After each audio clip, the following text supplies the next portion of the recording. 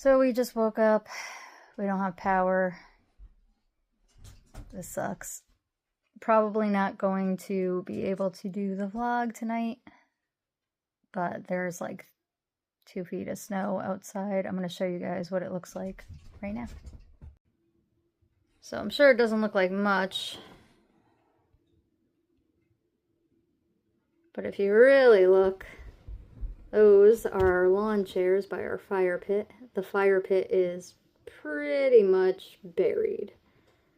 And our lawn chairs are half buried. So we get a lot of snow and we have no power. Even the dogs are just kind of like, what is going on?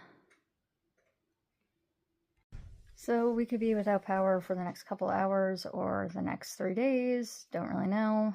There's a tree at the end of our street that's down that took power lines with it. So your guess is as good as mine as to when we are getting power. Wish us luck. Coffee's done. I can't promise how good it's going to be. I'm sure it'll be fine. It's Thank like you. an old-fashioned farmer's brew. We don't have electricity, so we're improvising. It's actually pretty good for an alternative way of making coffee.